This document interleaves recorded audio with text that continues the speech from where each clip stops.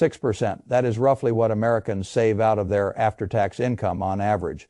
If that number does not bother you, you are still letting the wrong scorecard grade your life. I have spent most of my life around numbers, and I will tell you something that ordinary people learn too late. Numbers do not ruin you. The scorecard you choose ruins you. If you use the outer scorecard, you will measure your life the way crowds do. You will look at a salary number before taxes and call yourself secure. You will look at a house payment and call yourself established. You will look at a vacation, a car, a new kitchen, a respectable credit score, and a few smiling photographs online. And you will imagine that the machine is working. Then one day you will discover that your life looked polished right up until the moment arithmetic arrived. The inner scorecard is different. The inner scorecard asks a crueler question: after taxes, after housing, after transportation, after food, after interest, after your mistakes, after your impulses, after the emergencies that do not ask permission, how much of your life is actually turning into ownership? That is the only score that matters. The tragedy is that most people never calculate it. They compare appearances, they compare pace, they compare titles, they compare brands, they compare restaurant tabs, they compare neighborhoods, they compare vacations, they compare what other people seem to be doing with money they probably do not even have. They are competing on the outer scoreboard while their inner scoreboard is bleeding to death. That is why average is such a dangerous word. Average sounds harmless, average sounds normal, average sounds like safety in numbers. But average is often just public evidence that millions of people are making the same expensive mistake at the same time. When I look at the average full-time worker earning roughly $52,000 a year before taxes, I do not see comfort, I see compression. By the time federal taxes, state taxes, Social Security, and Medicare take their cut, that number is not $52,000 anymore.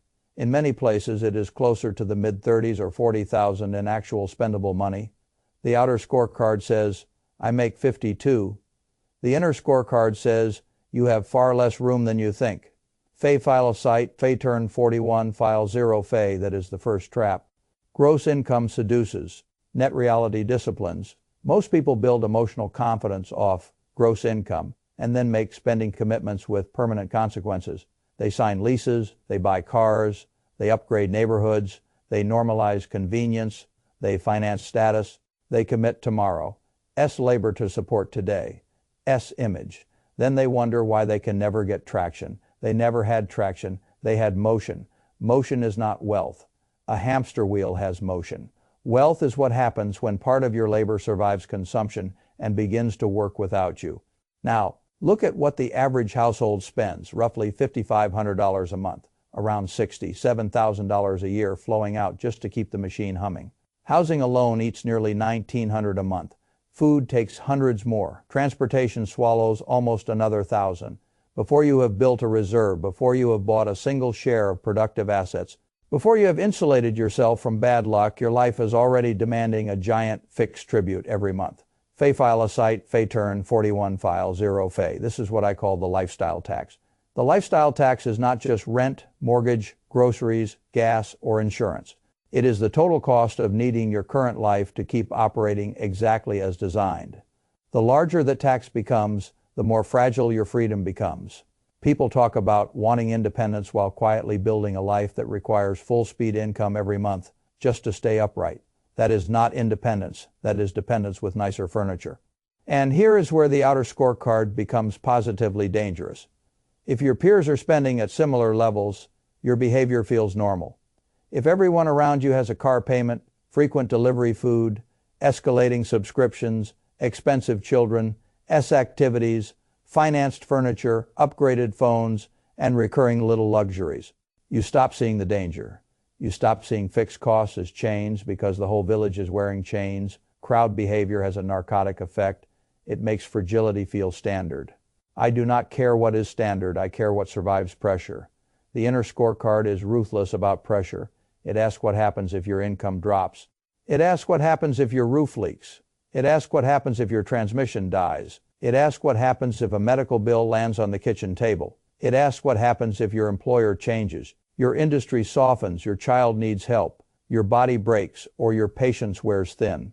The outer scorecard calls these interruptions. The inner scorecard calls them inevitabilities. That is why retirement statistics should not reassure you. They should wake you up.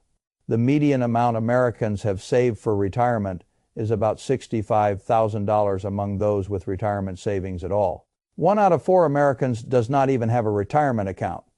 Zero, no engine, no compounding base, no private capital formation, just a lifetime of labor, and the hope that public promises or family support will cover the gap.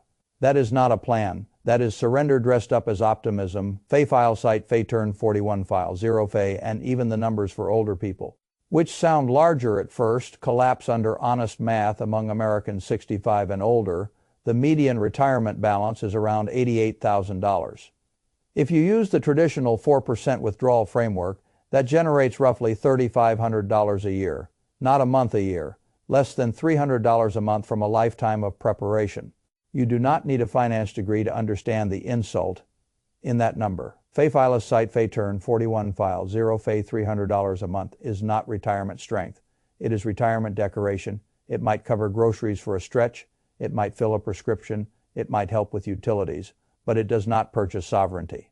It does not purchase peace. It does not purchase the right to say no to a bad situation. That is what money is supposed to do. Money is supposed to buy refusal power.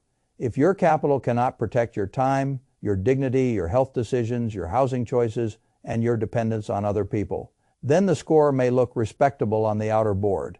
But it is losing where it matters. Now add Social Security to the conversation. The average monthly benefit is around $1,550. People hear that and mentally add comfort where there is none. They imagine some modest but stable old age, but that benefit is average, not guaranteed adequacy. It can be lower. It arrives inside a world where housing, health care, food, utilities, and surprise costs continue to move.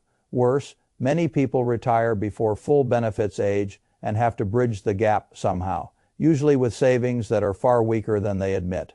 The result is a retirement story built on arithmetic that never deserved trust. Fay file site, Fay turn 41 file, 0 Fay. This is the retirement gap. The retirement gap is the distance between the story people tell themselves and the cash flow their life will actually require.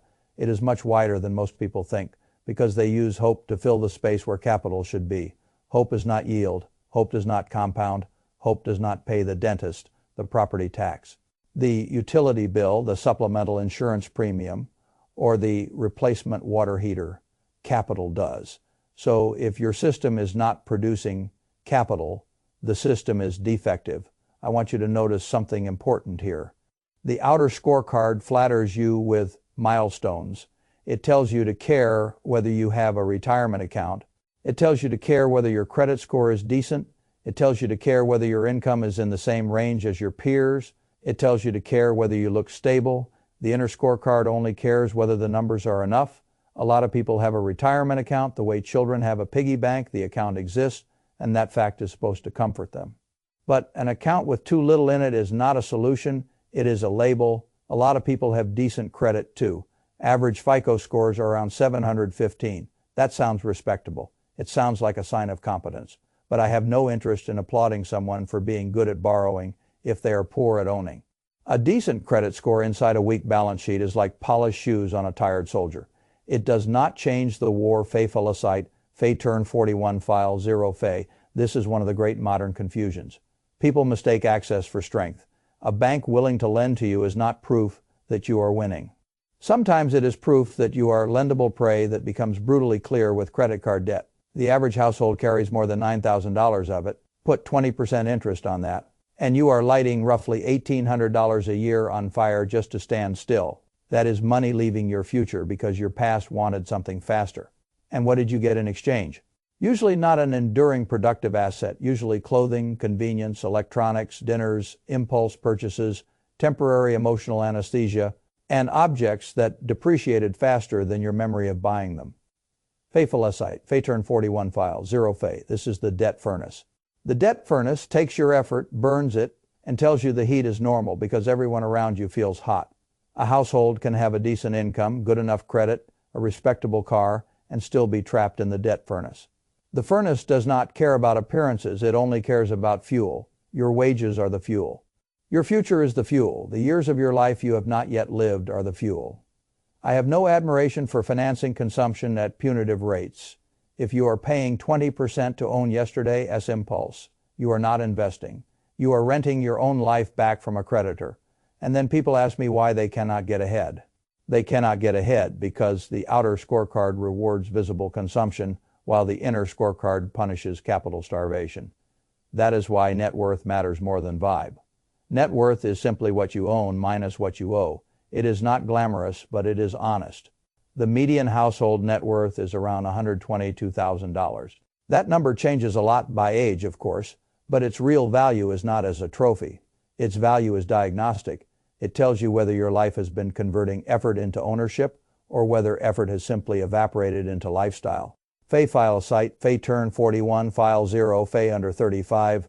The median is below 14,000, between 35 and 44. It climbs later, age groups rise more, but do not make the mistake of reading those figures like a social leaderboard. Read them like a medical chart. They tell you whether time is doing your work for you or whether time is exposing the fact that your system has been weak for years. Fay file site, Fay turn 41, file 0, Fay. Most people only think about net worth in moments of anxiety. They check it when they feel behind. They check it after somebody else buys a house. They check it after markets move. They check it when they have a birthday with an unpleasant number in it. That is outer scorecard behavior. Inner scorecard behavior is different. Inner scorecard behavior tracks the spread. I call it the freedom spread. The freedom spread is the distance between what comes in, what must go out, and what can be permanently assigned to ownership. If you do not know that spread, you are driving blind. If the spread is small, you are fragile. If the spread is negative, you are slowly lying to yourself. If the spread is consistently positive and invested into productive assets, then time becomes your silent partner. Most people never become wealthy because they never defend the freedom spread. They negotiate every other category. They negotiate sleep. They negotiate health. They negotiate family time. They negotiate their mood. They negotiate where they live and what they drive. But they do not defend the one number that eventually buys all the others back. Then there is savings. On average, Americans save around 6% of after-tax income. 6%. People say that number out loud without hearing the warning in it. 6% is what a civilization saves when it enjoys spending more than sovereignty. 6% is what you get when immediate comfort keeps outranking long-term control. 6% is what happens when short-term goals, lifestyle inflation, debt service, and emotional spending keep interrupting capital formation. Fay file a site, Fay turn 41, file 0, Fay. Here is the uncomfortable truth. If you save 6%, you are not building much margin for error. You are not funding the bridge between jobs. You are not building serious retirement capacity. You are not creating meaningful optionality. You are participating in a slow motion race where everyone is moving but very few are escaping.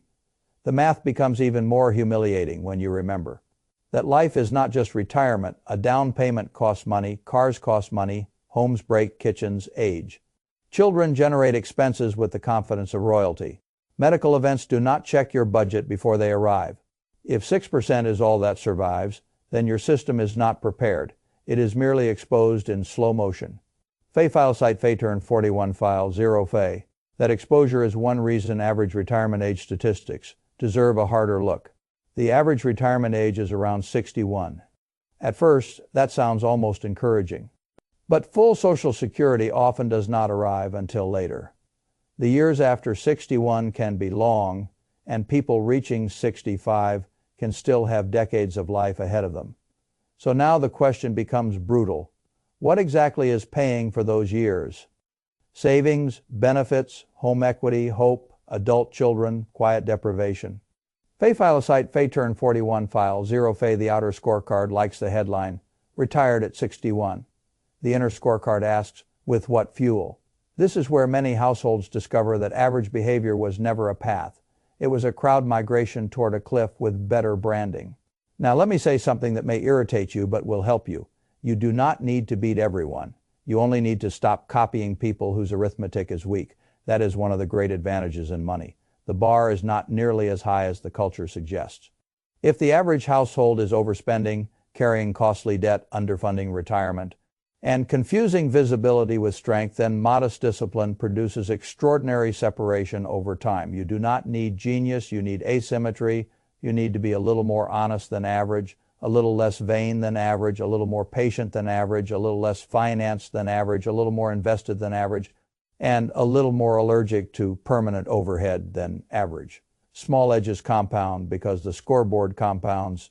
Beat average by a little on spending, a little on savings, a little on debt avoidance, and a little on investing consistency. And the gap becomes immense because years are multiplying the difference while most people are still negotiating with monthly feelings. This is why I want you to stop worshiping the outer scorecard. The outer scorecard tells you that a new car means progress. The inner scorecard asks whether the purchase increased your freedom spread or destroyed it. The outer scorecard tells you that a nice neighborhood means success. The inner scorecard asks how many working years the payment structure just added to your life. The outer scorecard tells you that a good credit score means financial maturity. The inner scorecard asks whether you are becoming less dependent on borrowed money or simply more elegant in your dependence. The outer scorecard tells you that being average is acceptable. The inner scorecard asks whether average leads anywhere you would willingly choose. This is not about becoming cheap. Cheap people often fail because they play defense without ever building offense. They cut lattes, save on trivialities, and still remain weak because they never build the ownership engine. I am not interested in a frightened life. I am interested in a strategic one. That means you need a new scorecard. Your first category is survival margin. You need liquid reserves. Enough cash to absorb shocks without turning inconvenience into debt. Enough breathing room that a broken transmission, a medical deductible, a missed week of work, or a surprise repair does not force a financial panic attack if you have no margin. Every surprise enters your life as authority. Your second category is debt discipline. High interest consumer debt is an emergency, not a personality quirk, not a normal phase, an emergency. The debt furnace must be starved first. Do not tell me about your stock picks while a credit card company is collecting 20% from you. That is not investing. That is vanity with a brokerage app. Your third category is lifestyle drag. Housing and transportation are the giant gears in most households. If those gears are too large, everything else has to bleed to feed them. You can recover from a lot of small mistakes. Oversized fixed costs are harder. They convert the future into obligation with frightening efficiency. Your fourth category is ownership rate. This is where the real game begins. Not whether you plan to invest. Not whether you want to get better with money. I mean the actual percentage of your income that crosses the line from labor into ownership every month. With discipline, retirement accounts, index funds, productive businesses, sensible equity holdings, assets that can compound without asking you for fresh drama every afternoon. That is where the scoreboard starts changing. Your fifth category is time horizon. The crowd lives quarter to quarter emotionally, day to day behaviorally, and decade to decade regretfully. You must reverse that. Think decade to decade before you spend. Think year to year before you commit. Think month to month when you operate. The longer your horizon, the less expensive your emotions become. Your sixth category is comparison immunity. This one matters more than people admit. If you cannot resist outer scorecard pressure, no spreadsheet will save you. You will always find a way to spend, to match a neighbor, mimic a coworker, reward yourself after stress. Soothe insecurity with visible upgrades or justify recurring leakage because other people are doing it too. The market does not care what your neighbor drove. Compounding does not care what your cousin posted. Arithmetic does not care what looks normal in your zip code. Your scorecard must become private before your life can become strong. That is one of the reasons I have always preferred the inner scorecard. It protects you from stupidity disguised as social proof. It lets you endure looking boring while you become powerful. It lets you delay applause in exchange for options.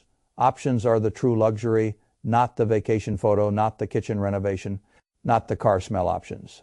The option to leave a bad job. The option to help family without destroying yourself. The option to say no to nonsense. The option to survive a recession without panic. The option to retire because you choose to, not because your body forced a negotiation your money was not ready for. Those options are bought gradually, quietly, and usually while nobody is impressed. That is why the average person loses. Not because average people are doomed, but because average behavior is addicted to visible proof. It wants to feel successful before it becomes secure. It wants the outer scorecard to award points early, even if the inner scorecard will punish the decision for 20 years. The wealthy life is often built in reverse. You look less impressive before you become less vulnerable. You spend below your capacity before you live above your stress. You look patient before you look prosperous. You let the scoreboard stay quiet while the engine grows underneath. Then one day the hidden numbers become visible, but by then the visibility no longer matters much because the structure is already there. I want you to hear me clearly. The purpose of understanding average statistics is not to feel superior. It is not to mock people. It is not to play some smug middle-class Olympics. The purpose is diagnostic clarity. Average income tells you what many people are working with. Average spending tells you how much pressure many households have normalized. Average retirement balances tell you how weak preparation often is. Average credit card debt tells you how much future labor has been sold for present consumption. Average savings rates tell you how little surplus survives the modern lifestyle machine. Average retirement age tells you how long people work and still how thin the finish line can be. Taken together, these numbers are not trivia. They are a national confession. Fe Felicite Fe Turn 41 File 0 Fe, and the confession says this: most people are trying to feel rich before they become free. Do not copy that if you are behind. Good, at least now you can stop lying about where you stand. If you are ahead in a few areas, good. But do not let partial success drug you into complacency. Many people have no credit card debt and still invest too little. Many people save diligently and still let housing costs crush future flexibility. Many people earn decent salaries and still feed the outer scorecard until they are exhausted. The inner scorecard is never impressed by one clean category if the rest of the structure is decaying. So build the full structure. Know your real after. Tax income. Know your real monthly burn. Know your freedom spread. Build reserves. Destroy high-interest debt. Raise your ownership rate. Automate the transfer from labor to assets. Keep housing and transportation from becoming tyrants. Use simple compounding vehicles if you are not qualified to do anything more sophisticated. And above all, stop grading your life with a crowd's ruler. The crowd is usually late. The crowd is usually financed. The crowd is usually underinvested. The crowd is usually comparing surfaces while neglecting structure. I would rather have a life that looks a little plain on the outside and grows stronger every year on the inside than a life that photographs beautifully while the math is disintegrating in the basement. That is the whole game: not looking rich, not sounding informed, not owning fashionable opinions about money, building a scorecard that keeps awarding points long after the crowd's applause has faded, because in the end this is the choice. You can keep chasing the outer scorecard, keep using average behavior as emotional anesthesia, keep telling yourself you are fine because other people appear just as lost, and wake up 20 years from now with a decorated but dependent life. Or you can accept a more uncomfortable truth right now. Average is not a refuge. Average is a warning label. Read it honestly, build your private scorecard, and start allocating your life toward ownership margin and refusal power. While you still have time, the door is still open. But arithmetic does not leave it open forever.